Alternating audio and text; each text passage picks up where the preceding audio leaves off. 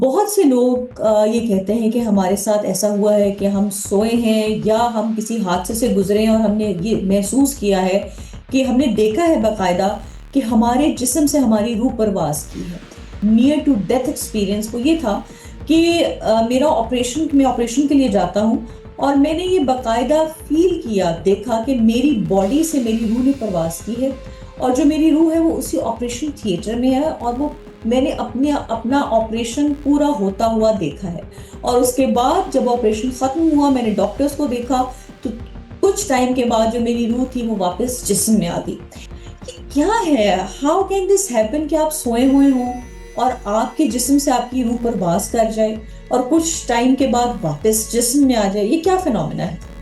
इस्लामी नज़रिए की जब हम बात करते हैं तो उसमें जो हमें तालीमात मिलती हैं वो मौला अली अलैहिस्सलाम के और इमाम जाफ़र सादिक अलैहिस्सलाम के फरमान मिलते हैं। इस हवाले से पता है कि हम रोज़ जीते हैं, रोज़ मरते हैं। जो हम सोते हैं ना, ये हमारी मौत है। बेसिकली एक टेम्पररी डेथ पीरियड है, एक जिससे अल्लाह ताला हमें रोज़ गुजारता है और हमें रियलाइज़ करवाना चाहता है कि तुम लोग समझो कि ये तुम्हारी ज़िंदगी का हिस्सा और आखिरत की ज़िंदगी यही है।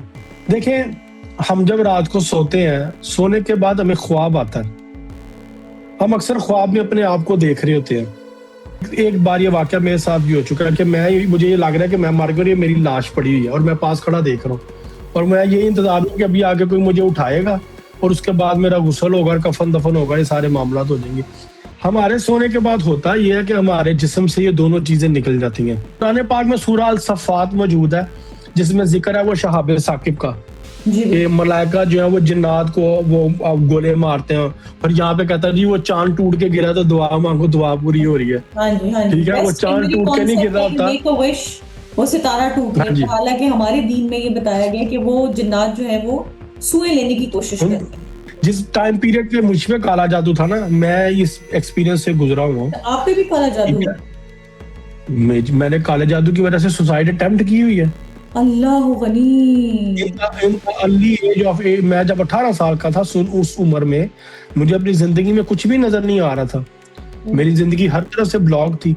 तो मैंने उन हालात से तंग आके जब मैंने सुसाइड अटेम्प्ट कर ली थी, मेरे वालिद साहब को रात को सोए हुए कोई चीज पाँव का अंगूठा पकड़ के हिलाती थी। ठीक है, मुझसे जो छोटा भाई था उसको दीवार में स्केच बने हुए नजर आते थे, कोई औरत काले कपड़ों में खड़ी है। ठीक है, मेरे भाई के और हमारे कपड़ों के ऊपर खून के छींटे पड़ते थे। रात को हम सोच के उठते थे, सुबह उठते थे तो खून ही खून गिरा होता था। इस तरह की बहुत सी चीजें हमारे साथ होती थी। तंगदस्ती, बीमारी, परेशानियां, लड़ाई झगड़ा, हर तरफ से परेशानियां। मेरी करने वाली जो है ना अपनी सगी फुफ्फो थी जिन्होंने पूरे घर को तोड़ दिया था। और अक्सर लोग मुझ पे क्रिटिसाइज करते हैं जी आपका क्या, आपको कि नहीं चाहिए आप बैठ के अपने घर की बातें बताएं। भाई मैं लोगों को इसलिए बताता हूँ कि लोगों को अच्छाई और बुराई में फर्क महसूस हो और लोगों को पता चले कि अगर उसने किया था तो वो आज उसने क्या हासिल कर लिया और अगर हम विक्टिम थे तो हमने क्या हासिल कर लिया। अपनी जिंदगी में एक रमजान का महीना ऐसा गुजारा है कि उस महीने में मुझे खाने के लिए सिर्फ एक वक्त में दही बल्ले और एक रोटी मिलती थी बस। मुझे डॉक्टर्स ने बर्फ की स्लैबों पे खुले आसमान के नीचे लिटा दिया था। पूरी बॉडी पे उसको रब करें आप, अपने खुद को अनड्रेस करके बेडरूम में उस बीफ को पूरी बॉडी पे रब करें सर से पांव तक। ठीक है, उसके बाद उसको शॉपिंग बैग में डालें और जाके आप शावर लें। उस बीफ को आपने ऐसी जगह पे डालना है जहां पे मछलियां मौजूद हों, समुंदर, दरिया, नहर या झील। ठीक है, झील लास्ट ऑप्शन है क्योंकि झील का पानी खड़ा होता है, वो पानी चल नहीं रहा होता। तो चलता पानी हो, समुंदर, दरिया या नहर जहां मछलियां हो, वहां पे आप इस गोश्त को डाल दें। जेलसी है, बोगस है, कॉम्प्लेक्स है, कंपटीशन है, उनका अंजाम क्या होता है? क्योंकि कहते हैं जो जादू करवा रहा होता है। मैं 5 साल का था, तकरीबन 5.5 साल का होगा। हाँ, हमारे घर वो शख्स आता होता था जो काला जादू करता था।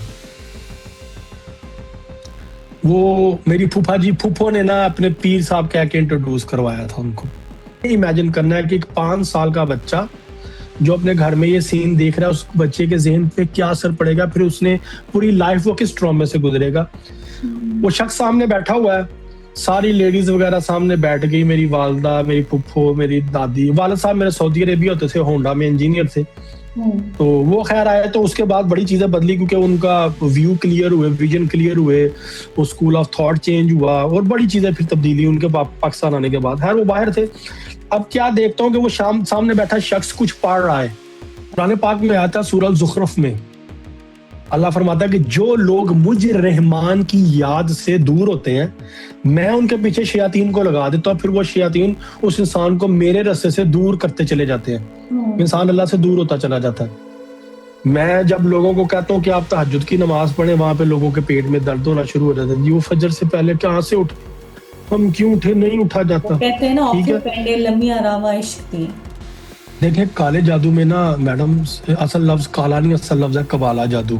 हम थोड़ी सी बात कर लेते हैं, प्रोग्राम लंबा होगा, कोई बात नहीं। नो नो, आपने इसके 100 ऑल आप इसको कर लीजिएगा एडिट। बिस्मिल्लाहिर्रहमानिर्रहीम। अस्सलाम वालेकुम ख़वातीन व हज़रात, मैं हूँ आपके साथ फातिमा सैफ। फातिमा सैफ ऑफिशियल में खुशामदीद कहते हैं। आज का टॉपिक बहुत इंटरेस्टिंग है और इस टॉपिक को करने की वजह यह है कि एक मुझे खास तौर पर रिक्वेस्ट आई थी बड़े दिनों की। मेरे सब्सक्राइबर हैं, उन्होंने रिक्वेस्ट की थी फेसबुक के ऊपर कि प्लीज इस टॉपिक को अपने प्रोग्राम में शामिल करें। अपने जो डिस्टिंग्विश्ड गेस्ट हैं, हम ये जानना चाहते हैं कि ये है क्या। तो पहले तो आपका बहुत शुक्रिया कि आपने रिक्वेस्ट भेजी और टॉपिक है जी नियर टू डेथ एक्सपीरियंस। बहुत से लोग ये कहते हैं कि हमारे साथ ऐसा हुआ है कि हम सोए हैं या हम किसी हादसे से गुजरे हैं और हमने ये महसूस किया है कि हमने देखा है बाकायदा कि हमारे जिस्म से हमारी रूह परवाज की है। और जब जिस्म से रूह परवाज करती है तो हमने अपनी जिस्म को बाकायदा लेटे देखा है। बेशुमार ऐसी स्टोरीज है, आप भी जानते होंगे। मैंने एक इंटरव्यू किया था, हमारी बहुत प्यारी खातून है सादिया सुहेल साहिबा, वो मेरे पॉडकास्ट में आई। उन्होंने मुझे बताया कि फातिमा एक वक्त था कि मेरा एक्सीडेंट हुआ या मेरे साथ कोई ऐसा हादसा हुआ और उसके बाद मेरे जिस्म से मेरी रूह ने परवाज की और मैंने अपनी मैयत तो नहीं मैं कहूंगी, बॉडी को बकायदा लेटे हुए देखा। तो उन्होंने सारा अपना एक्सपीरियंस शेयर किया। ऐसे लातादाद लोग हैं जिनके साथ ये वाकया पेश आता है, आया है। लोग जानना चाहते हैं कि ये क्या फिनोमेन है। इसी तरह मैं एक स्टोरी देख रही थी जिसमें एक शख्स ने बताया कि ये रियल टाइम स्टोरी है, नियर टू डेथ एक्सपीरियंस। वो ये था कि मैं ऑपरेशन के लिए जाता हूँ और मैंने ये बकायदा फील किया, देखा कि मेरी बॉडी से मेरी रूह ने परवाज की है और जो मेरी रूह है वो उसी ऑपरेशन थिएटर में है और वो मैंने अपना ऑपरेशन पूरा होता हुआ देखा है। और उसके बाद जब ऑपरेशन खत्म हुआ मैंने डॉक्टर्स को देखा तो कुछ टाइम के बाद जो मेरी रूह थी वो वापस जिस्म में आ गई। ये क्या फिनोमिना है? मतलब मरने से पहले आप मरते हैं और फिर वापस आ जाते हैं। कुछ लोग ये भी कहते हैं कि ये भी होता है कि जब हमारी जिस्म से जो रूह प्रवास करती है तो फिर हमसे पूछा जाता है कि क्या तुम वापस जाना चाहते हो या नहीं जाना चाहते। ये एक बड़ी कंफ्यूजन है। और आज की जो मेरे गेस्ट हैं नहायत मोहतरम हैं, हमसे बहुत दूर बैठे हैं, मैं उनको हमेशा तकलीफ देती हूँ। उनका नॉलेज सब उनको बहुत पसंद करते हैं और उनसे रहनुमाई हासिल करते हैं। एक डिफरेंट एंगल से वो हमें चीजों के बारे में रहनुमाई पेश करते हैं। नान other than doctor Farooq Shah, he is a spiritual healer and let me welcome. अस्सलाम वालेकुम डॉक्टर फारूक। वालेकुम सलाम। पहले तो बताएं आप कैसे हैं, आप खैरियत से हैं? मैं ठीक, अल्लाह का करम। आप बताएं, आप खैरियत से हैं? बिल्कुल ठीक, आपके लिए बहुत दुआएं। आप जहां भी हो, दुनिया के किसी कोने में भी हो, हमारी दुआएं हैं कि अल्लाह ताला आपको अपने हिफ्ज़ व अमान में रखे। थैंक यू, सलामत रहे आप भी। डॉक्टर फरूख, आपके साथ जो लास्ट पॉडकास्ट था लोगों ने बहुत पसंद किया। जिन्होंने तारीफ की उनका भी बहुत शुक्रिया और जो तनकीद करते हैं डॉक्टर फरूख, मैं कहती हूँ तनकीद भी हमें बहुत कुछ सिखाती है।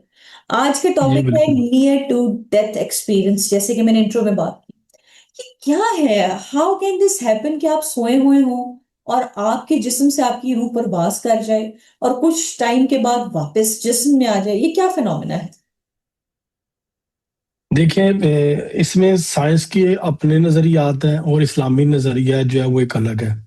इस्लामी नजरिए की जब हम बात करते हैं तो उसमें जो हमें तालीमात मिलती है वो मौला अली अलैहिस्सलाम के और इमाम जाफर सादिक अलैहिस्सलाम के फरमान मिलते हैं इस हवाले से। सबसे पहले तो हमें समझना होगा कि रूह है क्या। और ये जिस चीज को हम रूह कह देते हैं ना, बेसिकली रूह नहीं होती, ये हमारा हमजाद होता है। मैं जी। आपको आज ये भी क्लियर कर दूं। रूह अमर रब्बी है, वो अल्लाह का नूर है, उस पर किसी का कोई कंट्रोल, किसी भी किस्म की कोई एक्सेस नहीं है। ठीक है। और उसकी कोशिश बार बार यही होती है हमारे जिस्म से निकलने की। हम्म। वो पंजाबी में एक मुहावरा, अगर आपकी कोई गांव की लाइफ रही हो तो आपने कभी उसमें एक मुहावरा सुना होगा, सोया मोया एक बराबर। हाँ, सोया मोया बिल्कुल ठीक है। सुना, बिल्कुल सुना। और सूफीज्म में ये कहा जाता है कि हम रोज जीते हैं रोज मरते हैं, जो हम सोते हैं ना ये हमारी मौत है बेसिकली, एक टेम्पररी डेथ पीरियड है एक, जिससे अल्लाह ताला हमें रोज गुजारता है और हमें रियलाइज करवाना चाहता है कि तुम लोग समझो कि ये तुम्हारी जिंदगी का हिस्सा और आखिरत की जिंदगी यही है। ताकि हमारी रूह जो है ना वो एक इस पिंजरे में कैद है कि एक जिस्म जो है ना उसके लिए एक पिंजरा है, और हम्म उसकी बार बार कोशिश होती है कि मैं यहाँ से निकल ही जाऊं। हम्म अगर ये थोड़ा से इसके बारे में रूह के हवाले से, या रूह जब इंसान के जिस्म में डालेगी फिर क्या वाकयात हुए, उसमें क्या क्या चीजें पेश आई, क्या क्या हुआ, उस हवाले से सूरह अल एराफ का तर्जुमा अगर लोग पढ़ें और उसकी तफसीर पढ़ें, तफसीर कुम्मी लेके पढ़े, तफसीर नूर सकलैन लेके पढ़े, तफसीर दुर मंसूर पढ़ लें अहले सुन्नत में, तो उसमें आपको बहुत सी चीजें जो है ना क्लियर हो जाएंगी।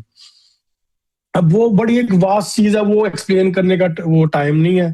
ठीक है, अलस्तु बिरब्बिकुमा, ठीक है, वो अल्लाह रब्बुल इज्जत ने जो सवाल किए, ठीक है, वो फिर गवाहियां ली गई, वो एक अलग ही चैप्टर शुरू हो जाएगा। हम रूह पे आते हैं, रूह के बाद डेथ एक्सपीरियंस शेयर करते हैं।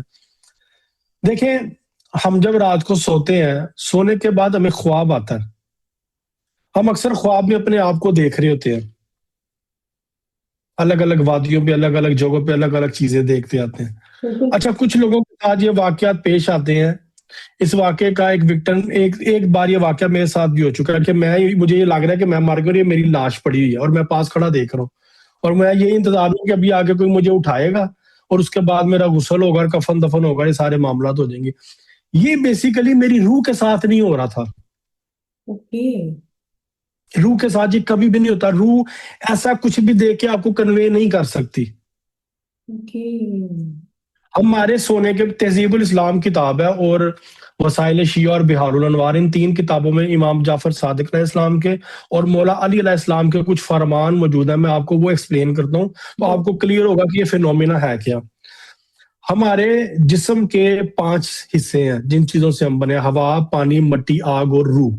जी। ठीक है, इसमें जो आग का आंसर है ना वो हमारा हमजाद है, हमारे साथ पैदा होने वाला एक शैतान जिन, जिसका जिक्र सूरह बकरा में भी है और जी। सूरह कहफ में भी है। हम्म, अरबी में लफ्ज करीन, करीन लफ्ज यूज होता है, इंग्लिश में स्पिरिट कहते हैं। ठीक है। सोल जो है वो रूह है, स्पिरिट हमजाद है। ओके। ठीक है। अच्छा, हमारे सोने के बाद होता यह है कि हमारे जिस्म से ये दोनों चीजें निकल जाती हैं और दोनों ये निकल आजाद जाते, होती स्पिरिट है। भी दोनों और निकलते हैं, रूह भी निकलती है और हमजाद भी। बिल्कुल। Soul and spirit come out from the body and travel ठीक है। In the sky. रूह आसमानों की तरफ जाती है। ठीक है। ठीक है। अच्छा, अब यहाँ पे एक सवाल पैदा होता है, किसी ने पूछा भी इमाम जाफर सादिक अलैहिस्सलाम से कि मौला हमें ये बताएं कि अगर रूह हमारे जिस्म से निकल जाती है तो हम जिंदा कैसे होते हैं। और कुछ लोगों की नींद ऐसी होती है, जैसे मैं अपनी जात की मिसाल दूंगा, मेरी नींद ऐसी है, मैं जिस बेडरूम में सो रहा हूँ, अगर मेरे सोते वक्त उस बेडरूम में कोई नहीं है ना, तो मेरे सोने के बाद उस बेडरूम में कोई भी आएगा, चाहे वो जैसे भी आए, मेरी आंख खुल जाएगी, लाइक मुझे कोई उठाएगा कि कमरे में कोई आया है। मेरी नींद ऐसी है, मैं इतना एक्टिवली सोता हूँ। ठीक है। अब जब हमारे जिस्म से हमारा हमजाद निकल जाता है, हमारी रूह निकल जाती है, इनके निकलने के बाद जब ये बात लोगों को पता है ना, तो लोग मजाक उड़ाते हैं, जी है कि कैसे पॉसिबल है, जिस्म से रूह निकल जाती है तो हम मर क्यों नहीं जाते, इंसान तो मर जाता है। जब इमाम से किसी ने ये सवाल किया कि जी अगर जिस्म से रूह निकल जाती है तो फिर कैसे पता चलता है, ये चीज कैसे जाहिर होती है, इसकी मिसाल क्या है, हम कैसे समझें कि हम माइक्रो सेकंड में बेदार हो जाते हैं। हमारे जिस्म की तमाम सेंसेस एक्टिव होती है, कुछ सेंसेस डिसएक्टिव नहीं। देखे ना, जिस्म से इंसान के मरने के बाद जब जिस्म से रूह निकलेगी तो जिस्म बेजान होना शुरू होगा, बॉडी पार्ट्स के वर्किंग का टेन्योर है, किसी का 5 मिनट है, किसी का 10 मिनट है, दिमाग का, आंखों का, कान का, नाक का, बॉडी पार्ट्स का, ब्लड की सर्कुलेशन का, जिगर का, गुर्दों का, हर एक अपना एक टाइम फ्रेम है, उस टाइम फ्रेम के अंदर हर एक ने रुक जाना है।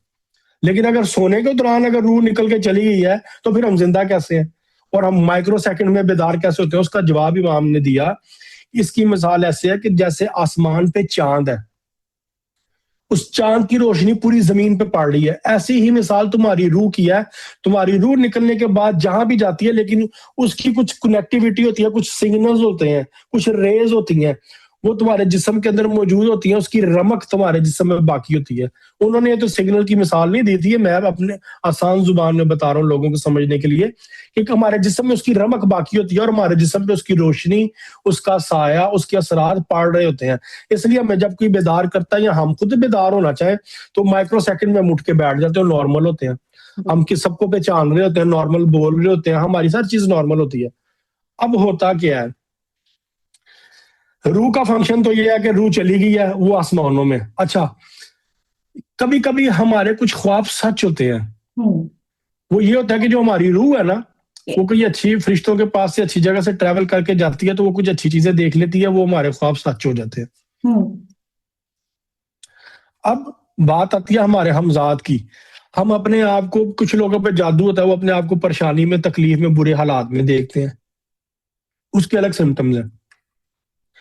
अब वो जो सारी चीजें हैं ना, या हम अपने आप को भी कमरे में खड़ा देख रहे हैं, वो हमारा हमजाद होता है, जो अच्छा। हमारी मेमोरी में सेव भी रह जाती है चीज। हम्म, हमारा हमजाद जो है हमारे साथ पैदा होने वाला एक शैतान जिन है, जिसके ऊपर हम कंट्रोल नहीं कर सकते, उसको मार सकते हैं, उसको कमजोर कर सकते हैं, अच्छा। उसको वीक कर सकते हैं, लेकिन उसको हम अपने जिस्म से मार के बिल्कुल उसको सर कलम करके अपने से जुदा नहीं कर सकते, नेवर एवर।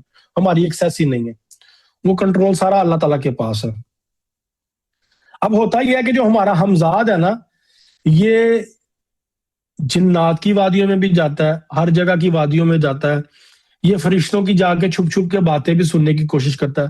कुरान पाक में सूरह अल सफ़ात मौजूद है, जिसमें जिक्र है वो शहाब साकिब का, जी कि बिल्कुल। मलाइका जो है वो जिन्नात को वो गोले मारते हैं। और यहाँ पे कहता है जी वो चांद टूट के गिरा तो दुआ मांगो, दुआ पूरी हो रही है। हाँ जी, हाँ जी, ठीक है, वो बेस्ट चांद हिंदू टूट के नहीं गिर कॉन्सेप्ट रहा है कि होता। मेक अ विश, वो सितारा टूट हाँ गया जी। था। हालांकि हमारे दीन में ये बताया गया कि वो जिन्नात जो है वो सुए लेने की कोशिश उन करते हैं। हाँ जी, उनको फिर फरिश्ते जो है वो आके गोले मारते हैं, वो गोले खा के गिर रहे होते हैं, लेकिन हमें नजर आता है सितारा टूट के गिरा है, तो इधर दुआ मांग लो, दुआ पूरी हो जाएगी।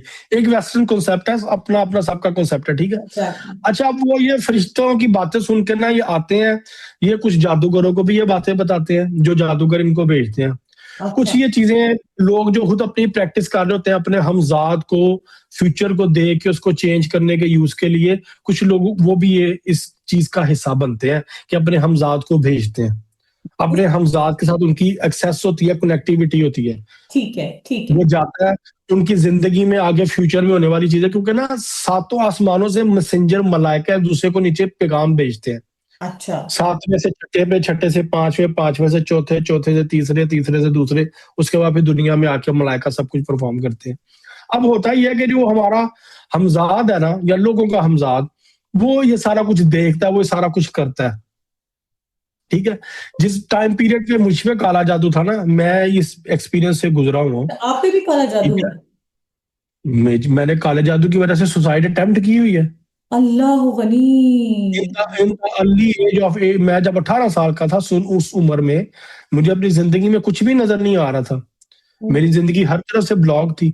तो मैंने उन हालात से तंग आके जब मैंने सुसाइड अटेम्प्ट कर ली थी, एट दी एंड जो करने वाले होते हैं उनका अल्टीमेटली वो एक कह ले उनकी विश या उनका टारगेट, उनका गोल यही होता है कि इस इंसान की जिंदगी इस कदर हम अजीरन कर दे, इस कदर हम तकलीफ ज़दा कर दें कि ये मौत को गले लगाए और इसको मौत भी ना आए आसानी से। तो डॉक्टर फरूख, आपको कैसे पता लगा कि आप पे काला जादू ही है? देखिए, हमारे घर में कुछ पैरानॉर्मल एक्टिविटीज होती थी। और कैसे क्या? देखिए, मेरे वालिद साहब को रात को सोए हुए कोई चीज पाँव का अंगूठा पकड़ के हिलाती थी, ठीक है। मुझसे जो छोटा भाई था उसको दीवार में स्केच बने हुए नजर आते थे, कोई औरत काले कपड़ों में खड़ी है, अल्लाह। ठीक है। मेरे भाई के और हमारे कपड़ों के ऊपर खून के छींटे पड़ते थे रात को, हम सो के उठते थे, सुबह उठते थे तो खून ही खून गिरा होता था। इस तरह की बहुत सी चीजें हमारे साथ होती थी, तंगदस्ती, बीमारी, परेशानियां, लड़ाई झगड़ा, हर तरफ से परेशानियां, वो हर चीज ने हमें घेर के रखा हुआ था। फिर ऊपर से सोने पे सुहागा ये हो गया कि उस दौरान एक ऐसे घर में शिफ्ट हो गए जहां पे एक बेरी का दरख्त काटा हुआ था किसी ने। और कहते हैं अब दर्द बेरी भी का दरख्त जिस काटते जगह, हैं बेवजह। दरख्त तो वैसे भी नहीं काटना चाहिए, अगर काटना है तो आप उधर वहां पे 3 दफा अपनी हुज्जत तमाम करें, इजाजत लें। और बेरी का दरख्त तो बिल्कुल भी नहीं ना काटना चाहिए, उसकी निस्बत अर्श से वहां पे जिन्नात भी होते हैं, उसपे मलाइका भी होते हैं उस पौधे पे। अच्छा, फिर क्या तो हुआ? उस घर में फिर और तो ज्यादा मुसीबतें थी। उस घर में शिफ्ट हुए। मेरी सर्जरी का टाइम, मेरी पढ़ाई का टाइम पीरियड चला था, मेरे फाइनल एग्जाम से बीकॉम के। उस दौरान मुझे अचानक ही हर्निया की प्रॉब्लम होगी। हम्म। मुझे मेडिकल कंडीशन थी हर्निया की, इंसेस्ट्रल, मेरे दादा को भी थी, उनकी भी 2 सर्जरी हुई थी। मेरी भी एक बचपन में हुई थी, हम्म। तकरीबन 6-7 साल की उम्र में, और दूसरी फिर ये मेरी 2007 में हुई है मेरी सर्जरी हम्म। हर्निया की। तो वो अचानक से ही ना, कि देखें आपके बीकॉम के सेकंड ईयर के फाइनल एग्जाम्स हैं, और उस दौरान आपकी सर्जरी आ गई। और वो सर्जरी भी ऐसी है कि वो जिंदगी मौत है, वो करानी पड़ती है आपको, आप उसको बिल्कुल, डिले नहीं पेन कर सकते, ऐसी होती है, पोस्टपोन नहीं कर एग्जैक्टली सकते। ठीक एग्जैक्टली। है। हाँ, वो मुझे वो सर्जरी के दौरान जो है ना, उस सर्जरी से घर आने के बाद मैंने ये चीज देखी थी अपने साथ, उसी घर में जिस घर में हमारे सबके साथ ये पैरानॉर्मल एक्टिविटीज होती थी। मैं उस घर में देख रहा हूँ कि उस घर में ये था कि कमरे के अंदर ना, कमरे के साथ एक स्टोर रूम था, स्टोर रूम के अंदर ना एक शेड था। ठीक अच्छा। है। और मैं उस शेड के ऊपर बैठ के दीवार के पार देख रहा हूँ कि मैं तो मरा पड़ा हूँ। अल्लाह, ये नियर टू डेथ मुझे एक्सपीरियंस। अच्छा, आप जी, बिल्कुल होशो हवास में थे डॉक्टर करो? नहीं नहीं, मुझे तो पता ही नहीं है ना, मुझे तो पता नहीं है मैं जिंदा हूं कि मर गया हूँ। ओके। मुझे नहीं पता। मैं चीज देख रहा हूँ और ये मेरी मेमोरी में सेफ है। उसके बाद वहां से उतर के स्टोर रूम के ऊपर उतर के मैंने जंप लगाई जमीन पे, पेटी के ऊपर पाँव रख के मैं नीचे उतरा, उतर के जंप लगा के तो पास जाके मैं पैसे पहले खड़ा हूँ और मैं अपने आप को हिला रहा हूँ, उठा रहा हूँ कि अल्लाह। फरूक उठो क्या हुआ है। उसके बाद फिर मैं पास बैठ के अपने आप को देख रहा हूँ। फिर मैंने कोशिश की कि मैं पानी का गिलास लेके तो मैं उसे अपने मुंह पे डालूं, लेकिन मैं किसी चीज को पकड़ नहीं पा रहा, ओके। कि मैं कोई चीज पकड़ के ना अपने ऊपर पानी डेल के पानी करने की कोशिश करूं, लेकिन मैं नहीं कर पा रहा। अब ये सारी चीजें ये सेफ है मेरी मेमोरी में। कुछ देर बाद मैं खुद ही बेदार होता हूँ, और मैं उठ के देखता हूँ कि अभी तो मेरे साथ ये सब कुछ हुआ था। और मेरी हार्ट बीट बहुत ज्यादा तेज, सांस चढ़ा, और ऐसे लग रहा था कि शायद वाकई में मर गया था। और जिस्म आपका इस कदर एकदम से ना, वो बॉडी की एक आप कह लें फिजिकली उसकी हालत ऐसे बदलती है, बिल्कुल ही लाइटली होना एकदम से वजन से निकल के, और बड़ा लतीफ महसूस करना कि यार पता नहीं मेरे साथ क्या हुआ है। जैसे लोगों को क्या समझ आना कि मेरी जिस्म में रूह वापस आ गई। जी जी। वो देखे ना, अक्सर शायद आपने सुना हो कि जी वो मैयत का वजन बहुत ज्यादा बढ़ जाता है, जी बिल्कुल बढ़ जाता मुर्दे का वजन बढ़ जाता है। तो लेकिन वो जब रूह वापस आई तो जी ऐसे लग रहा था वो ऐसे था, लेकिन वो ऐसे नहीं था। है। होता ये है, ये सारी थ्योरी है, सारी प्रैक्टिस है हमारे हमजाद की। बिल्कुल। इसकी वजूहात कभी कभी बनती हैं हम पे जादू भी, कभी कभी बनता है ऐसा कुछ जहाँ पे शीशा मौजूद हो, हमारा उस शीशे वाले कमरे में रहना हो, और हम्म। वहां पे किसी हमजाद की बहुत ज्यादा एक्टिविटी हो। हम्म। या तो वो हमजाद आपका अपना भी हो सकता है, हम्म। या वो हमजाद किसी और का भी हो सकता है। अगर किसी घर में कत्ल हुआ है, किसी घर में मर्डर हुआ है, या किसी घर में किसी ने सुसाइड अटेम्प्ट किया है किसी कमरे में, तो वो घर आबाद नहीं हो सकता इतनी जल्दी, क्योंकि वहां पे वो हमजाद रहता है, उस पूरे हम्म। घर को हॉन्टेड कर देता है। अक्सर आप अगर इंग्लिश मूवीज देखें ना, हॉरर मूवीज, तो उनमें यही कॉन्सेप्ट दिखाया होता है। उन हम्म। लोगों की रिसर्च हमसे बहुत ज्यादा फास्ट है। हमारे यहाँ पे बात करो तो कहते हैं जी गोरे जिन्नों को नहीं मानते, वो हमसे ज्यादा मानते हैं। ज्यादा मानते हैं, और ठीक है, प्लस साइंटिस्ट हजारों लाखों की तो तादाद में। बहुत। आप इतनी मूवीज देख लें, इसके अलावा कंटेंट भरा पड़ा है नेट के ऊपर, आप किसी से भी बात करें। और लेकिन अल्हम्दुलिल्लाह, मैं किसी पे क्रिटिसाइज नहीं करती, लेकिन हमारा दीन एक हमें बकायदा लिटरेचर देता है। अगर मैं वेस्ट देखती हूँ तो दे आर कंफ्यूज्ड, उनको नहीं पता what to follow, how to follow and when to follow. हमारे पास एक लिटरेचर है रब की तरफ से कि ये करो तो इन इन चीजों से बचाव होगा। अच्छा, ये मुझे बताएं, जब आप पे काला जादू हुआ था तो फिर उसके बाद आप फरूख ने सोचा कि मैं अब डॉक्टर फरूख बनूंगा और स्पिरिचुअल हीलर बनूंगा, आपने वो काला जादू को किस लोगों को फिर पैसे दिए? क्योंकि अक्सर लोग तो इस तरह के चक्करों में पड़ के बहुत ब्लैकमेल भी होते हैं। देखिए मैं ये सब कुछ इसके ऊपर ना मेरे कुछ पॉडकास्ट मौजूद है, 2000 मेरा ख्याल 19 या 20 के हवाले से कुछ एंकर्स ने मेरी पूरी स्टोरी को उसके अंदर डिस्कस किया हुआ अच्छा। है। ये सारा कुछ था हमारी फैमिली से। मेरी करने वाली जो है ना अपनी सगी फुफ्फो थी, जिन्होंने पूरे घर को तोड़ दिया था।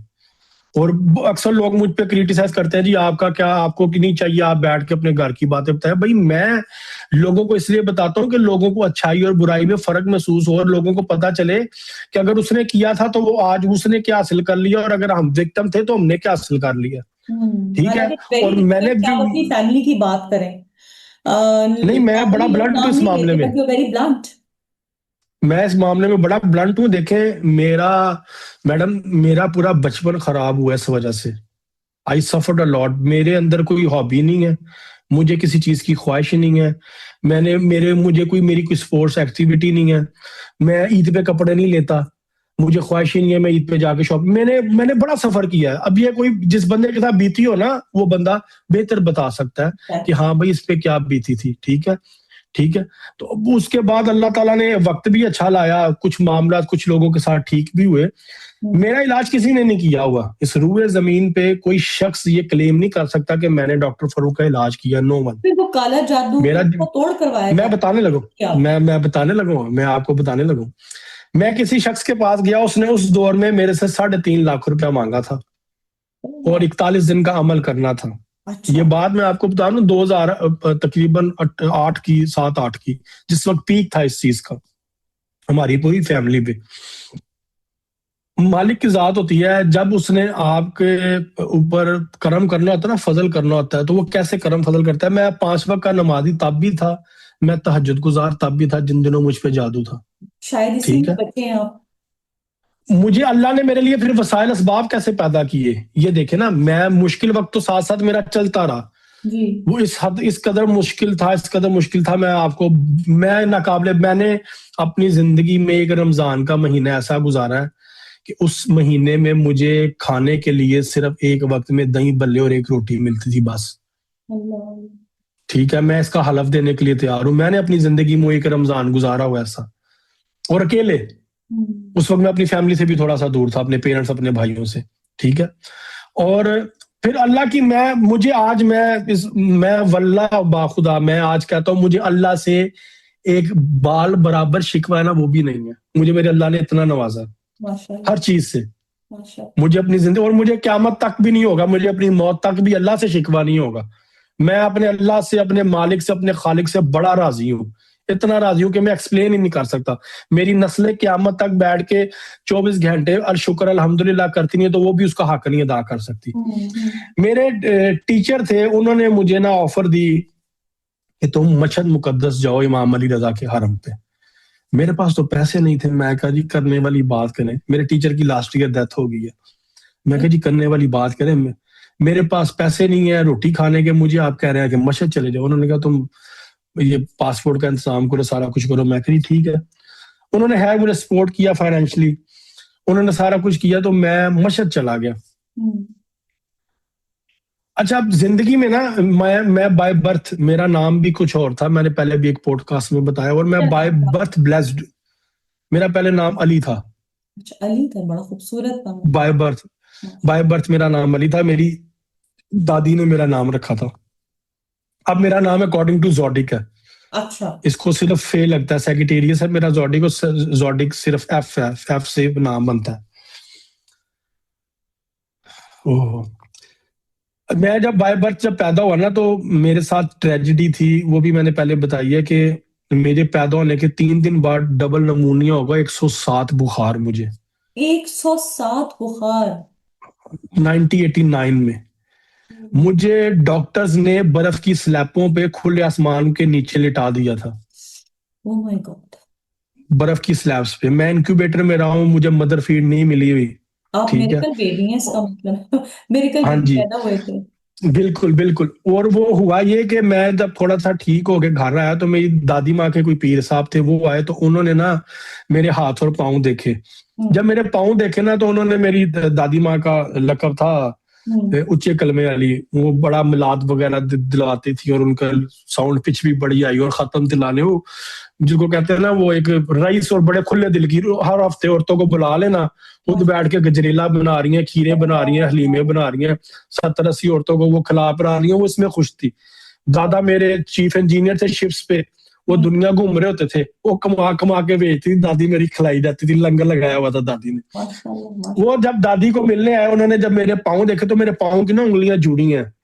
अंगूठे के बाद ना जो 2 उंगलियां होती है ना, दोनों पाँव की, वो मेरी जुड़ी हुई हैं, अच्छा। दोनों पाँव की। उन्होंने जब मेरे पाँव देखे, तो उन्होंने कहा आपा तू परेशान ना हो, अब मौत ना लड़ के जम्मे नु कुछ नहीं हो सी। वो अल्लाह। सिंध की तरफ से कहीं से आए, तो उन्होंने कहा ते मौत ना लड़ के पैदा हो तू ਇਹਦਾ ਨਾਂ ਵੀ ਅਲੀ ਰੱਖ ਛੜਿਆ, ਐਡਾ ਜਲਾਲੀ ਨਾਂ ਰੱਖ ਛੜਿਆ, ਤੈਨੂੰ ਕੁਝ ਨਹੀਂ ਹੁੰਦਾ।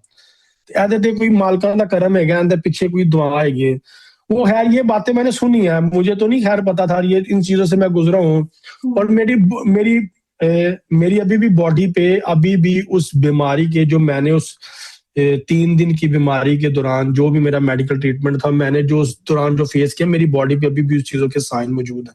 अच्छा। ये कोई कह नहीं सकता कि वो चीज झूठ है, वो आज भी साबित हो सकती है। मैं वो आज भी चीज साबित कर सकता हूँ। तो वो मुझे खैर मेरे टीचर ने जब ये बात कही तो अच्छा, मैं ना इस अपनी जिंदगी में ना बड़ी जियारतें ख्वाब में कर चुका हूँ। अच्छा। अच्छा। बहुत सी जियारतें, मैं ये चीजें डिस्क्लोज नहीं करता, ना डिस्क्लोज करनी चाहिए, वो फिर आपका सिलसिला रुक जाता है। रुक जाता है। तो वो फिर मालिक ने ना मुझे मशहद पहुंचा दिया। मशहद में ना इमाम अली रजा के हरम पे एक दरवाजा है, दरवाजे का नाम है बाबे शिफा। हम्म। इस रूए जमीन पे सबसे बड़ा जो हरम है ना मासूमीन में हम्म। या सुपीरियर हस्तियों में, वो सबसे बड़ा हरम इमाम अली रजा अलैहिस्सलाम का। हम्म। और वो पूरा ईरान जो है ना उनके सर पे खा रहा है। पूरे ईरान का जो भी सिस्टम चल रहा है इमाम अली रजा के हरम पे चल रहा है। तो मैं वहां पे गया, वहां से वापस जब आया था ना तो मेरी जिंदगी पलट गई थी टोटली। मेरे अंदर से मायूसी खत्म होगी, नाउमीदी खत्म होगी, मेरे अकायद में तब्दीली आना शुरू होगी। मैंने अपने आप को और ज्यादा जो है ना, वो मैं और ज्यादा पॉलिश होके आ गया, आप कह लें इनहेंस हो गया। मेरे अकायद, मेरी सोच, मेरी मेंटालिटी, मेरे अंदर जो चीजें थी वो और ज्यादा इनहेंस होके बाहर आ गई। फिर एक दुआ थी, वो दुआ ये थी कि कोई ऐसा रोजगार का सिलसिला हो जिसमें इबादत हो या खल्के खुदा की खिदमत हो। मैं आपको पता है मेरी जो लास्ट जॉब थी, मैं कॉस्मेटिक का वो था डिस्ट्रीब्यूशन मैनेजर। अमेरिका का एक ब्रांड है कलर स्टूडियो और इंग्लैंड का रिमल, इस कंपनी में मैं जॉब करता था पाकिस्तान में। अल्लाह। और आपने एक बहुत कहा बड़ी कि कंपनी मैं कराची। कभी डॉक्टर फरूख बन जाऊंगा और इस तरह? नहीं नहीं, मुझे मुझे ऐसा कुछ नहीं। वो एक खैर मेरा वो एक इस्लामिक स्टडीज की हाईएस्ट एजुकेशन का उधर ही एक सिलसिला बन गया। उन्होंने कहा कि आप यहाँ ठहरे, मैंने कहा नहीं जी मैंने वापस जाना है। वापस आके फिर वो सारी रिसर्चेज, थीसिस वगैरह ये वाला सिलसिला। तो वो अब उसमें फिर ये होता है कि जब आप देखें, वजू जो है ना वो आपको बाहर से पाक करता है, लेकिन जो रूहानी जिक्र या इबादत है ना वो आपको अंदर से पाक करते हैं। जब आप अंदर से पाक नहीं ना, आप ठीक नहीं हो सकते। अब ये मोबाइल है ना, मोबाइल, इस मोबाइल का सॉफ्टवेयर जब तक ठीक नहीं है ना, एग्जैक्टली। ये मोबाइल आपके किसी काम का नहीं है। ऐसा ही। ठीक है, हमारे अंदर का सॉफ्टवेयर ठीक होना जरूरी है। उसके लिए हमें इंटरनली स्पिरिचुअल होना जरूरी है। तो वो स्पिरिचुअलिटी फिर जैसे जैसे ऐसा ऐसा आती गई, अल्लाह ने वो आखिरी जॉब थी उस पर वसीला बनाया कि ठीक है, मैंने फिर ये काम शुरू कर दिया। और मेरा एक इनिशिएटिव ये था कि मैंने आप देखें कि कोई अपना रिजक या रोजगार का जो सिलसिला होता है उसको कोई काट के किसी की झोली में नहीं डाल देता। मैंने लोगों को सारी चीजें खुद बताई हैं कि आप मेरे पास भी ना आए।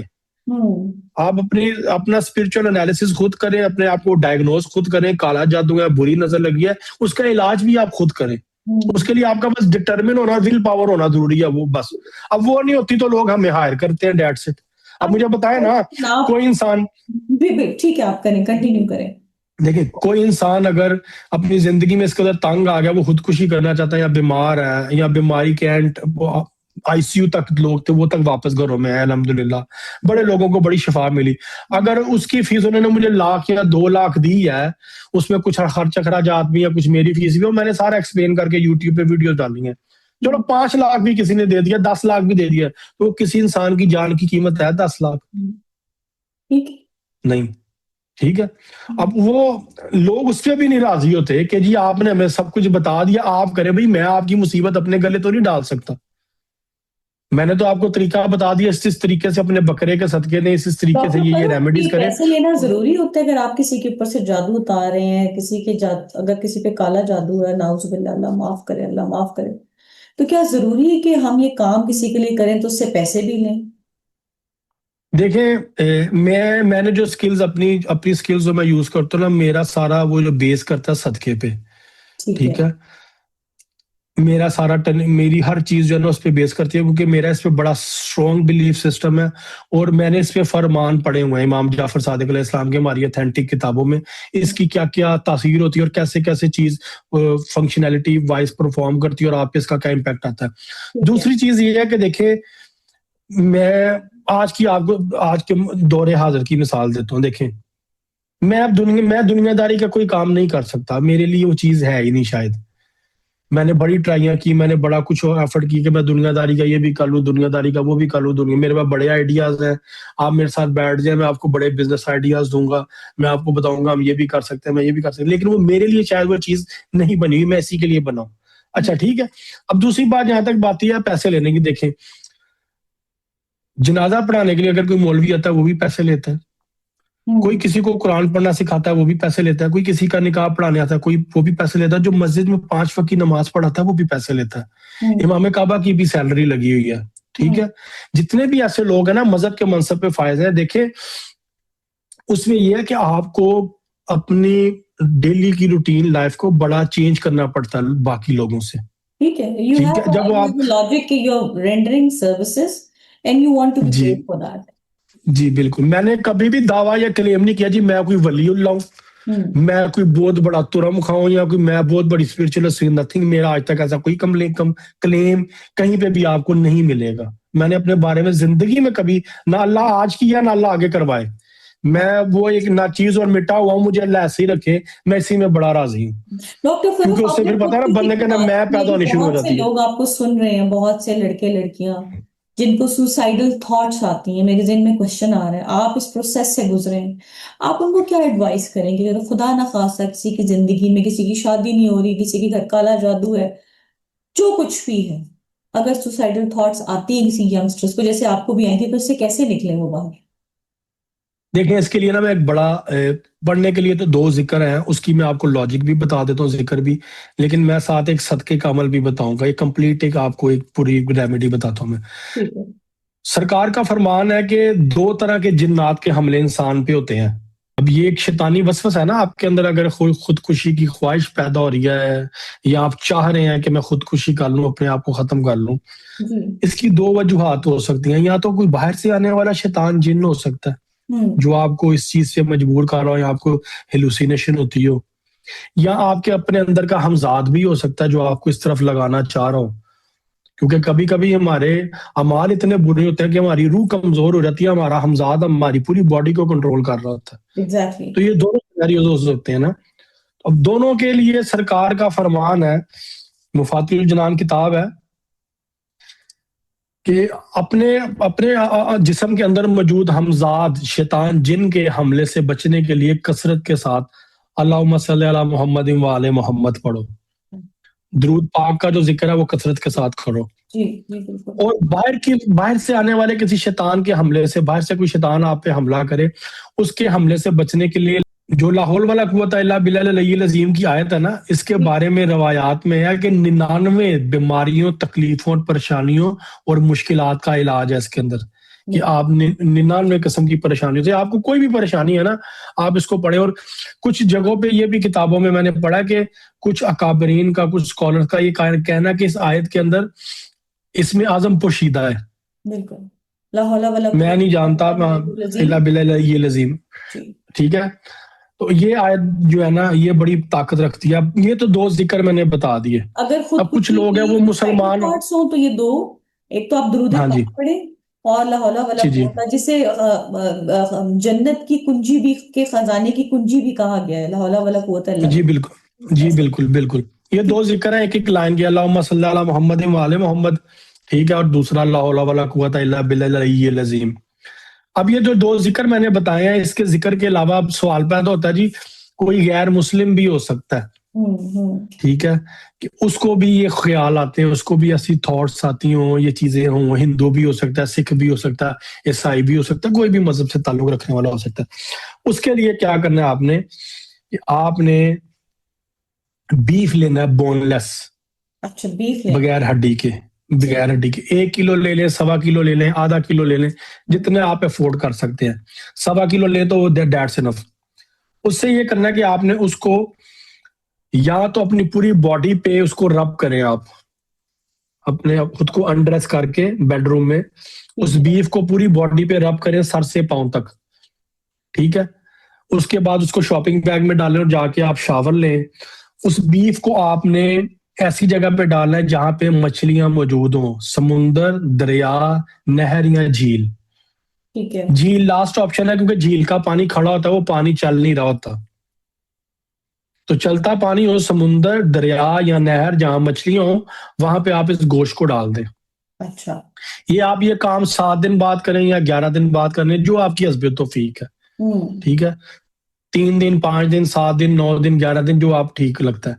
अच्छा, अगर आप ये नहीं कर सकते, कुछ लोग कहेंगे जी वो गोश्त को जिस्म पे मलना, स्मेल आती है, खून होता है उसमें, ये वो ऐसी तो ये चीज ना महंगा बताएं। भी तो बहुत है ना डॉक्टर फरूक, कोई गरीब इंसान क्या करे अगर वो अफोर्ड नहीं कर सकता। नहीं, 100 रुपए का ले ले, 150 रुपए का ले ले, 200 रुपए का ले ले, जितनी हस्बत तौफीक है, ठीक है, ठीक है। जितनी मैंने कहा ना हस्बत तौफीक आप ले ले। अच्छा, अब ये नहीं आप कर सकते, कुछ लोग आर्ग्यूमेंट करते हैं इसमें, वो जी हमें स्मेल आती है, वो जिस्म पे मलना गोश्त को, तो बड़ा अजीब सा। तो दूसरी ऑप्शन ये है, लेकिन ये पहले वाले से कम इफेक्टिव है, पहले वाली ऑप्शन ज्यादा इफेक्टिव है जो मैं बता चुका हूँ। ठीक है। दूसरी ऑप्शन ये है कि आप उस बीफ को लेके आए, उसको रात को सोने से पहले अपने सरहाने के दाएं तरफ जो है ना, उसको ओपन करके ना, शॉपिंग बैग का जो ऊपर से मुंह होता है, उसको हम्म। उसको आप रख दें।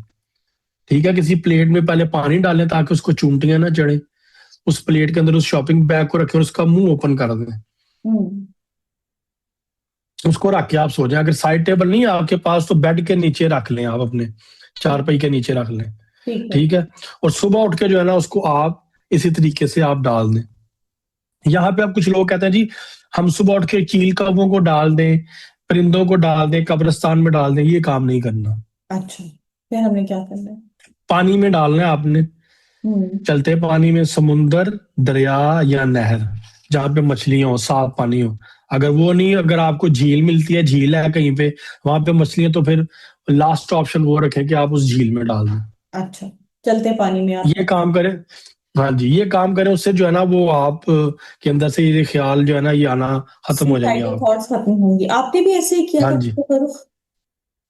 मैंने तो बड़ी चीजें की हुई हैं। मैं तो बताया हूँ कि मैं तो वहां से जब आया था ना, मशहद से, तो मैं तो बिल्कुल ठीक हो गया था। लेकिन वैसे मैं ये करता रहता हूँ, it's a part of my routine, क्योंकि मुझ पे भी जादू होता रहता है ना, लोग जादू करते रहते हैं। अच्छा मैं डॉक्टर इतने फरूक, लोगों का जो इलाज लोग कर रहा हूँ। जादू करवाते हैं, जी। हसद है या जो भी जेलसी है, बोगज है, कॉम्प्लेक्स है, कंपटीशन है, उनका अंजाम क्या होता है? क्योंकि कहते हैं जो जादू करवा रहा होता है, ये तो मैंने बहुत से स्कॉलर से सुने हैं, उसके लिए भी खैर नहीं रहती, वो भी सफर करता है उसके कॉन्सिक्वेंसेस।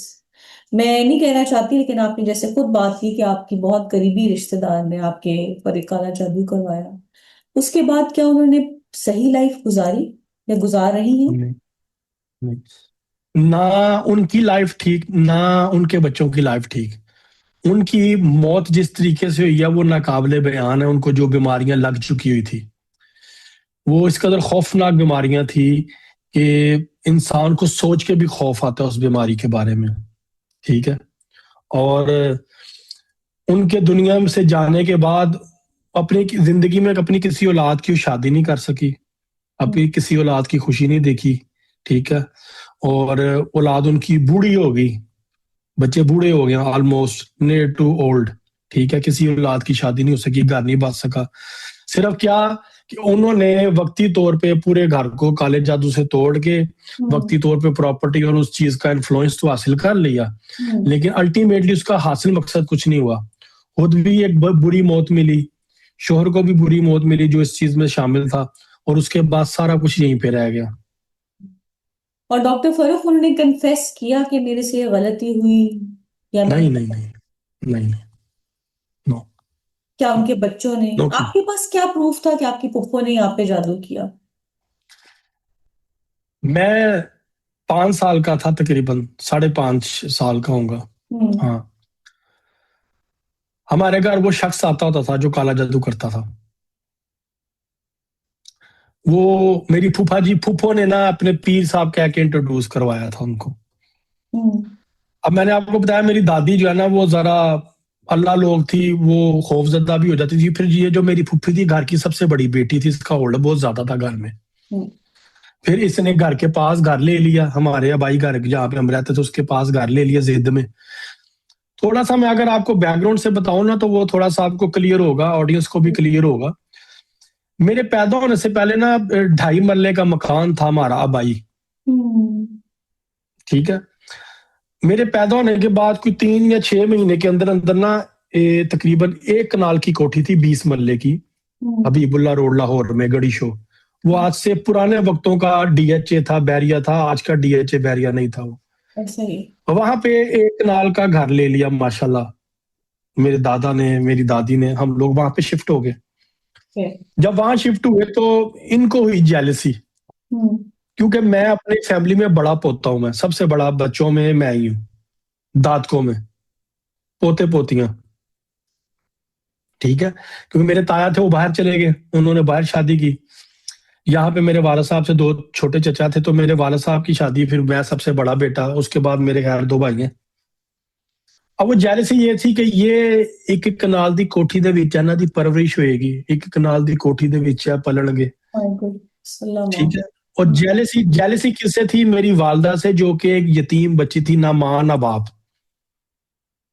मैंने ना अपने नाना को देखा, ना दादा को, नानी को देखा।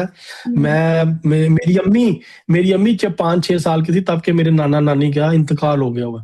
उनको भी फिर उनके खाला खालू ने और मामू ने पाला, मेरी वालदा को। अब ये मैं ज्यादा एक्सप्लेन करके क्यों बता रहा हूँ कि इस सारे सिनेरियो में जो फैक्ट था ना जादू का, वो हसद था, जेलसी। जेलसी आपको सरकार का फरमान है कि अगर आंखों से पर्दा हट जाए तो लोगों को पता चले कि ये जो कब्रों में इतने लोग हैं, ये हसद की वजह से ज्यादा लोग हैं। हसद इतनी नामुराद चीज है। अब वो वहां से जेलसी शुरू हुई उसको, तो उसने फिर जिद में हमारे भाई घर के पास एक घर लिया, क्योंकि खामन उनका बैंक मुलाजिम था, वो है रिटायर्ड हुआ, उसने अपने पैसे से वहां घर ले लिया। फिर उसके घर में आना जाना शुरू हुआ। मैं तकरीबन 5-6 साल का हूँगा जहां तक मुझे याद है, क्योंकि मैं 3.5 साल का था, मैंने स्कूल जाना शुरू कर दिया था। मैं अलायशा स्कूल है डेविस रोड पे लाहौर में, अलायशा स्कूल में वहां पे पढ़ा हुआ हूँ, 1 तक शायद पढ़ा हूँ, नर्सरी पर 1 तक शायद। तो मैंने वहां स्कूल जाना शुरू कर दिया। मुझे अच्छी तरह याद है बाबा जी आते थे तो घर में ड्राइंग रूम में ना सब लेडीज ने बैठ जाना।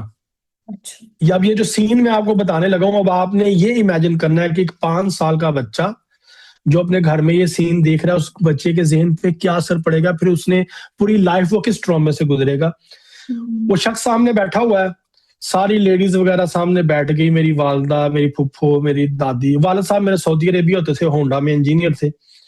तो वो खैर आए, तो उसके बाद बड़ी चीजें बदली, क्योंकि उनका व्यू क्लियर हुए, विजन क्लियर हुए, वो स्कूल ऑफ थॉट चेंज हुआ और बड़ी चीजें फिर तब्दीली उनके पाकिस्तान आने के बाद। खैर वो बाहर थे। अब क्या देखता हूँ कि वो सामने बैठा शख्स कुछ पढ़ रहा है। अच्छा। कोई मंत्र पढ़ रहा है। तो मेरी वालदा की दोनों बाजुएं खुद बहुत मुड़ रही हैं और मेरी वालदा चीख रही हैं। अल्लाह अल्लाह। मेरी वालदा तकलीफ से चीख रही और रो रही हैं, और मैं खिड़की में खड़ा हूँ और मैं बेचैन हूँ, और मैं अपनी फुफ्फो को कह रहा हूँ, अन्ना अन्ना मामा को क्या हो रहा है। मैं अन्ना अन्ना कहता था उनको, इन्नी या अन्ना अन्ना कहता था। सबसे छोटी फुफ्फो बाहर मुझे लेके खड़ी थी। वैसे वालिदा ठीक थी, कोई बीमारी नहीं थी उनको? नहीं अल्हम्दुलिल्लाह बिल्कुल नॉर्मल। हमारे तो मेरी वालदा 4 बहनें 1 भाई, वो यतीम मस्कीन बच्चियां। वो साल बाद मामू मिलने आ जाता था, या कभी किसी से मिलने की इजाजत थी या किसी में नहीं थी। बस इस तरह के मामला जो टिपिकल पुराने वक्तों में ससुराल में होते थे। उनकी बाजुएं मुड़ जाती थी पूरी, और वो चिल्ला रही है, चीख रही है और रो रही है, और मैं खिड़की में खड़ा देख रहा हूँ। अब आप सोचें कि उस बच्चे पे क्या गुजरी होगी, क्या बीत रही होगी। अब वो जो मेरी फूफी बाहर खड़ी थी ना, उनको अंदर आने की इजाजत नहीं थी, क्योंकि because she was unmarried. Drawing room में जो खवातीन बैठी थी वो सारी मैरिड थी, मेरी फूफियां, मेरी दादी, मेरी वालदा, और कोई मोहल्ले की शायद कोई हो या नहीं हो, मुझे नहीं है इतना एग्जैक्टली याद, लेकिन मुझे अपनी माँ का सीन याद है जो मैं नहीं भूल सकता। ठीक है। फिर उसके बाद मेरे वालिद साहब को तड़ियां मुंह पे हाथ फेर के कि तू एंदे नाल वस के विखा, या इस घर च रवेगी या तू रवेगा। ठीक है। मेरे वालिद साहब देखे दीन दुनिया की तमीज समझ थी, सारा कुछ। उन्होंने कहा भाई उस औरत बेचारी का, जो मेरी बीवी है रोजे मैशर, जिससे सवाल। अब हमारा घर मजहबी था, मैंने आपको बताया मेरी दादी बड़ा पढ़ने पढ़ाने वाली, मेरे वालिद साहब ने बाहर सऊदी अरेबिया में वो वक्त गुजारा है, वो बड़ा दिले दिलाने वाले और बड़ा पढ़ने अपने इबादत। वैसे गुस्से के हैं, जरा सख्त मिजाज हैं, लेकिन असूलों वाले हैं वो जी। ठीक है। तो उनकी असूल पसंदियों की वजह से वो इख्तलाफात पैदा हुए। उन्होंने कहा बाबे शाबों का चक्कर खत्म घर में, आज के बाद घर में कोई ऐसा बंदा नहीं आएगा। उन्होंने फूफी को भी कहा भी जेड़े बाबे नूं बुलाना ही अपने घर बुला, साडे घर आज तो बाद कोई नहीं आएगा, मैं चीज़ा नहीं बर्दाश्त करेंगे। यहाँ से फिर वो इख्तलाफ बढ़ता गया, हमें फिर वो फैमिली से बाहर निकाला गया, कट ऑफ किया गया, पूरी फैमिली से बायकॉट रहा। 15 16 17 साल जब तकरीबन। वो आते और थे इस तो आपकी वालिदा को नहीं पता था कि ये ठीक काम नहीं हो रहा, वो बैठ जाती थी? वो कैसे कन्विंस हो जाती देखिए थी कि वो ड्राइंग रूम में बैठ जाती? क्या देखिए प्रेशर था उन पे? प्रेशर था ना, देखिए मेरे वालिद साहब बाहर थे, हम्म। ठीक है, और मेरी दादी एक बड़ी डोमिनेंट खातून थी, बड़ी रोब और दबदबे वाली, ठीक है। हमारे घर में होड़ हमारी दादी का था, हमारे दादा का नहीं था, क्योंकि उन्होंने सारी जिंदगी बाहर गुजारी था, चीफ इंजीनियर थे शिप्स पे, कभी किसी कंट्री, कभी किसी कंट्री, कभी कहाँ। वो कभी कभी आते थे या पैसे भेजते रहते थे, ठीक है। और दादी ने हमारी बड़ा पैसा इन पीरों फकीरों इन चीजों पे उस दौर में, वाले साहब बताते हैं, मैं 13,000 रुपया जो है ना वो सदके का दे के आता होता था जाके, उस दौर में 89 90s की मैं आपको बता रहा हूँ, 91 92 वो की, तो लास्ट ठीक है। तो लाखों लाखों करोड़ों रुपया जो है ना वो हमारा इन कामों में जाया हुआ था, हमारी फैमिली का। जिन पे काला जादू होता है। टॉपिक तो हमारा नियर टू डेथ एक्सपीरियंस था, लेकिन आज हमें डॉक्टर फरूक की जिंदगी का एक्सपीरियंस सुनने को मिला है, which is very helpful for the people who are watching us as well. क्या जिन पे जादू किया जाता है, अब बात चल निकली तो जहन में सवाल है, वो हमेशा जिंदगी में ऐसे अगर उसका तोड़ ना करवाया जाए तो वो, क्या ऐसे आपने केसेस देखे क्योंकि आप डील करते हैं क्लाइंट्स को, कि खुदा की रहमत से और कोई आप किसी पीर फकीर के पास न जाए, वो खुद ही खत्म हो जाए, कि उसको करवाना पड़ता है? देखिए दो चीजें हैं, अगर आप पे मुश्किल वक्त या परेशानी आई है ना, मैं पहले भी बारहा बता चुका हूँ, मैं इसका जवाब कुरान से लेता हूँ और उसके बाद मौला अली इसकी एक्सप्लेनेशन देते हैं। कुरान पाक में आता है सूरह ज़ुखरफ में, अल्लाह फरमाता है कि जो लोग मुझ रहमान की याद से दूर होते हैं, मैं उनके पीछे शयातीन को लगा देता हूँ, फिर वो शयातीन उस इंसान को मेरे रास्ते से दूर करते चले जाते हैं, हम्म। इंसान अल्लाह से दूर होता चला जाता है, ठीक है। हम्म। अब मौला अली से किसी ने पूछा कि हम पे मुश्किल परेशानी बुरा वक्त आ गया, हम कैसे हम्म। सेल्फ एनालिसिस करें या डायग्नोज करें कि हम पे ये मुश्किल वक्त या परेशानी क्यों आई है। हाँ जी। तो उसका मौला अली ने बड़ा खूबसूरत जवाब दिया। मौला अली का फरमान है कि जब ऐसे मुश्किल वक्त या परेशानी में तुम नफली नमाजें पढ़ो, सदका खैरात करो, लोगों के साथ अच्छे मामलात करो, तो समझ लो तुम्हारी आजमाइश थी। हम्म। और अगर ऐसे मुश्किल वक्त परेशानी बुरे हालात में कुफर या कलमात मायूसी की बातें, अल्लाह हमारी सुनता क्यों नहीं, नौज बिल्लाह मिन जालिक, अल्लाह नहीं है, ठीक है, इस तरह की जब बातें जो लोग करते हैं, तो इट्स मींस के सजा। आप अल्लाह की किसी चीज की पकड़ में आ चुके होंगे, बिल्कुल सही। आप गिरफ्त में आ गए। तो ये इसका एनालिसिस लोग खुद कर सकते हैं, लोगों को खुद को जानने की जरूरत है कि हम जो है वो किस सिनेरियो से गुजरे और सिनेरियो की वजह क्या है, ये सिनेरियो हमारे पे क्या आया जरूरी क्यों है है। कि हम लोगों के पास जाएं, जो लोग अगर एक्सपीरियंस कर रहे हैं, ऐसा शिकायत है? अब आप ये तो नहीं कहेंगे, obviously it's it's your business, but still आप ऑनेस्टली हमें बता सकते हैं क्या, कि क्या जरूरी है कि हम लोगों के पास जाके इसका इलाज नहीं, मुआवजा करवाएं? No no no no never, बिल्कुल भी नहीं जरूरी, बिल्कुल भी नहीं जरूरी कि हम बाहर जाएं, किसी के पास भी किसी के पास जाके इलाज करवाएं। हम्म। लेकिन सिर्फ ये है कि आपको डिटर्मिनेशन के साथ हर चीज करने की जरूरत है, बस, और कुछ भी नहीं करना आपने। मैं जब लोगों को कहता हूँ कि आप तहज्जुद की नमाज पढ़ें, वहां पे लोगों के पेट में दर्द होना शुरू हो जाता है, जी वो फजर से पहले कहाँ से उठे, हम क्यों उठे, नहीं उठा वो जाता, कहते हैं ना, ठीक ऑफिस है। पेंडे लम्बी आरामा इश्क दिया। देखिए वो, अब जब आप सिंपल रेमेडी, आसान रेमेडी किसी को बता रहे हो, आप किसी को रास्ता दिखा रहे हो, उस पे फिर लोगों ने चलना नहीं है, तो फिर मेरा गिरबान तो नहीं पकड़ सकते ना आप। सहल जब पसंद। मैंने आपको बता, आप तहज्जुद की नमाज पढ़ें, हम्म। आप सदका खैरात करें, आप लोगों के साथ अपने मामला ठीक कर लें। हम्म। अब मैंने कल ही एक वीडियो बनाई, अब उस पर लोगों के फतवे शुरू हो गए। मैंने कहा जी कुछ लोग हैं जो अपने रिज़्क को गाली देते हैं। अब वो रिज़्क को गाली देना क्या, जो अपने घर में अपनी औरतों को गाली देते हैं, क्योंकि मुहावरा है रिज़्क औरत के नसीब का, सही। ऐसा ही ट्रू। ठीक है। और ये मैंने बेशुमार मिसालें देखी हैं, जिस घर में औरत के साथ बदसलूकी होती है, बदजुबानी होती है, तशद्दुद होता है, मार कुटाई, गालम गलोच, गलत अल्फाज से पुकारा जाता है, उस घर में तंगदस्ती आती है। यानी हम ठीक है। खुद अब अपने ऐसी बातें जब बताओ, फिर ये शिर्क की बातें कर रहा है, कुफर की बातें कर रहा है। और मैं तुम लोगों को सिंपल चीजें बता रहा हूँ, चाहे दुनिया के किसी भी मजहब से ताल्लुक है, अपनी लाइफ को सिंपल बनाओ, इंसानियत का दर्स दे रहा हूँ, उस पे आ जाके भी फतवे लगाना शुरू कर देते हैं। बस इनके पास आ जाके बस यही बचता है। I wish you best of luck. और जिस राह पर आप चल रहे हैं, लोगों के लिए आसानी पैदा कर रहे हैं और हमें दीन दुनिया सिखा रहे हैं रब के नाम पे, अल्लाह ताला आपके लिए आसानियां पैदा करे। Last but not the least, आमीन। फरूख, ऐसे लोगों का बहुत से क्लाइंट्स को डील करते हैं। आपके पास लोग आते भी अपनी गलत ख्वाहिशात लेके भी आते होंगे कि ये हमारे लिए ये काम करते हैं, बट आप मैसेज उन लोगों को क्या देना चाहते हैं जो जादू करवाते हैं? क्योंकि आप खुद भी जादू, बिकॉज आप जादू का शिकार हुए, और आप काला जादू, अल्लाह ताला माफ करे, माफ करे, माफ करे, जादू बरहक है। उन लोगों को आप क्या मैसेज देना चाहते हैं जो जादू करवाते हैं और जो करके देते हैं, उनके लिए आपका क्या मैसेज? देखिए, काले जादू में ना मैडम, असल लफ्ज काला नहीं, असल लफ्ज है कबाला जादू। असल लफ्ज है कबाला जादू। हम्म। और ये इराक के शहर बाबुल में है। गूगल पे सारी हिस्ट्री मौजूद है, क्यों है, कुरान पाक में भी इसका जिक्र मौजूद है। कुरान काले जादू में सिर्फ 2.5 लफ्ज हैं और कुछ भी नहीं है। मुख्तसर से 2.5 लफ्ज हैं। वो 2.5 लफ्ज जिस इंसान को आते हैं ना, जिस इंसान ने सीख ली है, वो कुछ भी हासिल कर सकता है, किसी भी हद तक जा सकता है, लेकिन उसका आखिरत में फिर कोई हिस्सा नहीं है। वो अल्लाह का दुश्मन बन गया, उसने अपने आप को शैतान की साफ में खड़ा कर लिया, डेट सेट। अब जब आप अल्लाह की दुश्मनी मोल ले रहे हो, यहाँ पे तो एक बंदे की दुश्मनी बर्दाश्त होती, रिश्तेदारों की दुश्मनी नहीं बर्दाश्त होती। ठीक है, हमसे अपनी 30 साल फुफी की दुश्मनी नहीं बर्दाश्त हुई, तो अल्लाह की दुश्मनी कहाँ से हमने फेस करनी है? बिल्कुल। इसके लिए बड़ा जिगरा चाहिए। वो जो कहते हैं नहीं, रूह का सौदा करना पड़ता है, वो असल में ईमान का सौदा होता है आपके काले जादू में, जब आप अपने ईमान को बेच देते हैं। देखिए, जादू नाम क्या है कि आप अपनी जायज नाजायज ख्वाहिशात की तकमील के लिए किसी भी हद तक जाएं, तो बेहतर नहीं, ये नहीं है। देखे ना, हमारी हैसियत क्या है, हम अपने अगले 5 मिनट का नहीं बता सकते। यहाँ की कोई नस बंद हो अल्लाह को प्यारे, ये बंद हो जाए, दिल बंद हो जाए अल्लाह के पास। हाँ, अगर हमारी हर चीज पे कंट्रोल होना, तो फिर हम क्या भी हम कर सकते हैं। जब हम हैं ही लाचार, कमजोर और बेबस, तो फिर हम क्यों जादू की तरफ जाएं? और जादू में भी अल्टीमेटली मेरा चैलेंज है, आप आज की डेट तक जितनी भी हॉलीवुड, बॉलीवुड या जहां भी जितनी भी मूवीज बन चुकी हैं, जितनी भी किताबें, जितना भी लिटरेचर लिखा जा चुका है, जो जो कुछ भी हो गया, आप वो उठाकर आप वो लेके पढ़ लें, आपको अंदाजा हो जाएगा, आपको पता चल जाएगा कि अल्टीमेटली जादू में जादू करवाने वाले या करने वाले का नुकसान ही होता है, फायदा नहीं होता।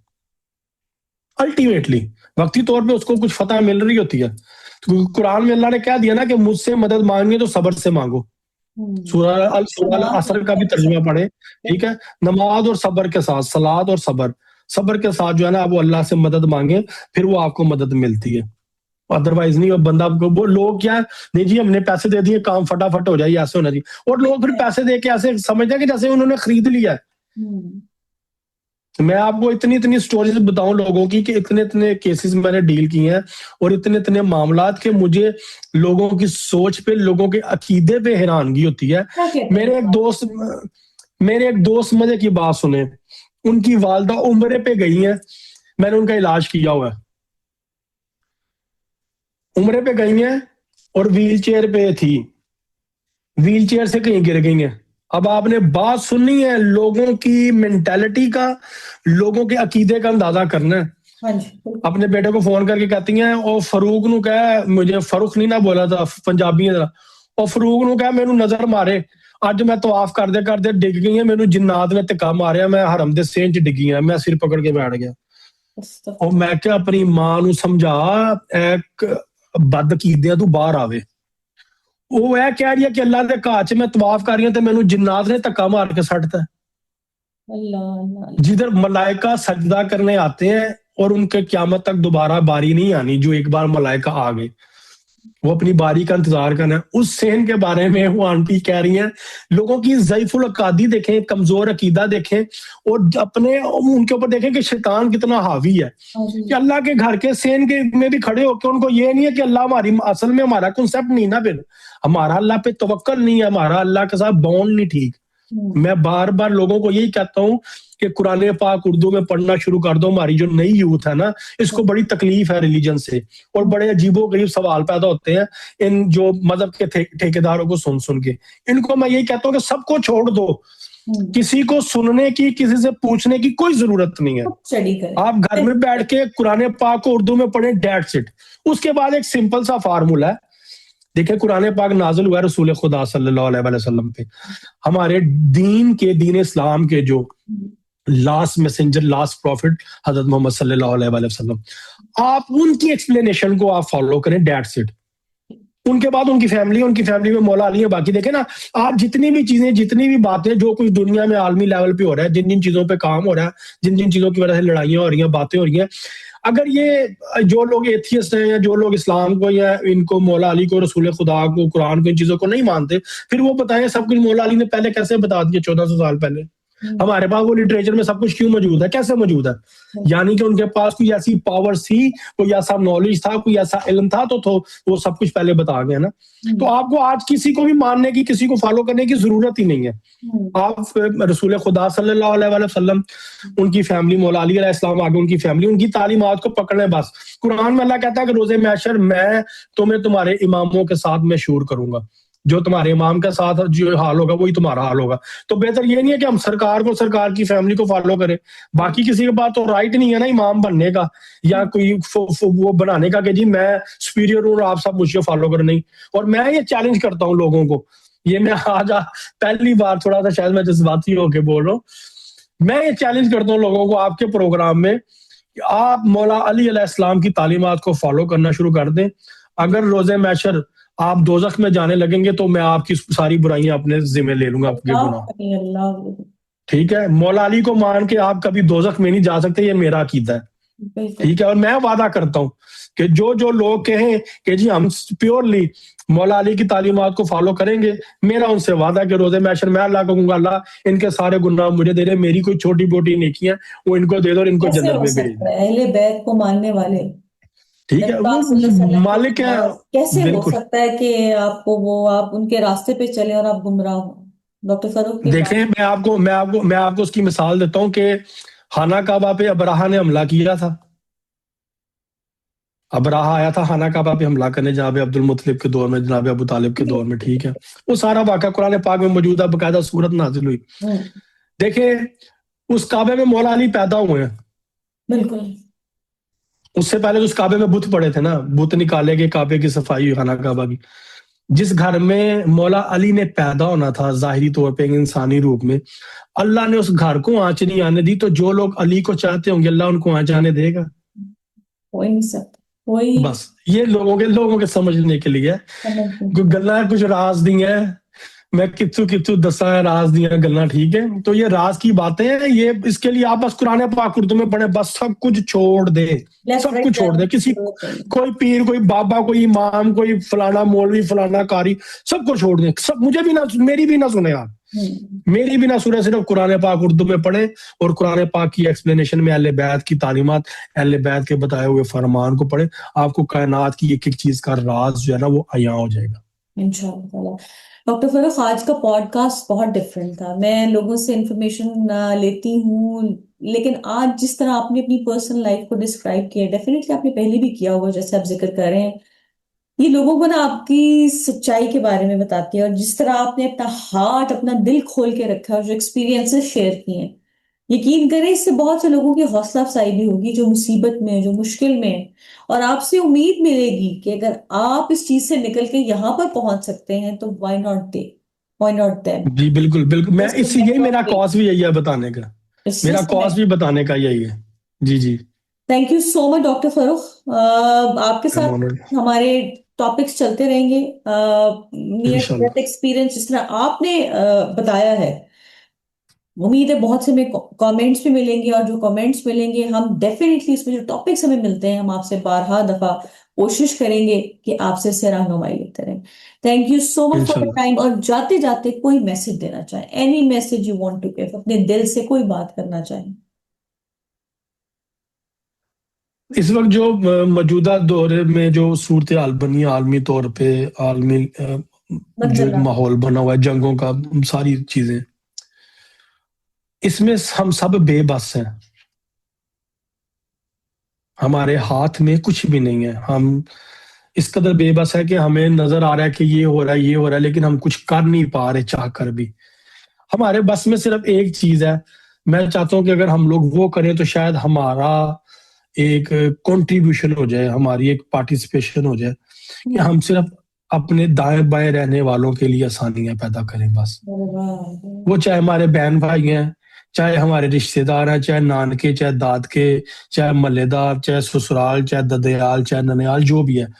आप जिसके लिए अपने अपनी इस्तिताअत के मुताबिक जो कर सकते हैं ना, वो उसके लिए कर दें, अरे वाह। क्योंकि ये फितनों का दौर है, ये फितनों का दौर है। और इस दौर में अल्लाह को ये चाहिए कि हमें इंसान जो है ना, वो एक दूसरे के साथ वो अपने मामलात को अच्छा करें, बेहतर करें। इंसान तो चाहिए, बिल्कुल बिल्कुल, अल्लाह की ठीक खातिर। है, क्योंकि ये वक्त है इमाम के ज़हूर का। वो अब लोग इधर ये भी सवाल करते हैं कि जी इमाम मेहदी का ज़हूर होगा तो कैसे पता चलेगा? इमाम मेहदी का जब ज़हूर होगा तो एक अ, निदा गूंजेगी हवा में, फिजा में। वो जिस जिस दुनिया के कोने में लोग जिस जिस जुबान में बोलते हैं, उनको उस जुबान में वो आवाज सुनाई देगी। आप बेफिक्र रहें, आप बेफिक्र है, जब मौला का ज़हूर होगा सबको पता चलेगा मौला इस रूह ज़मीन पे मौजूद है। उन्होंने सिर्फ ज़ाहिर होना है, उन दुनिया के तमाम मामलात से आगाह है, अवेयर है, उनको सब कुछ पता क्या हो रहा है। उस तरफ ना आप आए अभी इंतजार करें, बस अपने दाएं बाएं वालों का हाथ थामे, उनका दामन थामे। कुछ हो गया मामला माफ कर दें, दरगुजर कर दें। अल्लाह बहुत बड़ा है। हम्म। अल्लाह कुरान में कहता है कि तुम्हारे साथ अगर किसी ने ज्यादती किया ना, तो एक दिन आएगा उसको मैं तुम्हारे सामने खड़ा करूंगा, फिर तुम जो चाहे करना, लेकिन अगर तुम माफ कर दोगे तो उसका अजर मैं दूंगा। तो मेरे साथ ये हुआ, मैंने अपनी लाइफ में ये फेस किया, मैंने अपनी लाइफ में देखा, और मैं उससे बड़ा राजी हूँ। मैंने अपनी लाइफ में जितना भी सफर किया, चाहे मैं मौत के करीब तक गया, मौत को छू के वापस आ गया, जो भी किया, लेकिन मैं अपने मालिक से, महबूब से इतना राजी हूँ कि मुझे एक बाल बराबर भी शिकवा नहीं है, और अल्लाह आगे भी ना हो, मेरी नस्लों को भी ना हो। और हाँ। अपने आप को अल्लाह ने जिस हाल में रखा है उस हाल पे अल्लाह के लिए आप शुक्रगुजार रहें, और बस लोगों के लिए आसानियां पैदा करें जितना हो सकता है।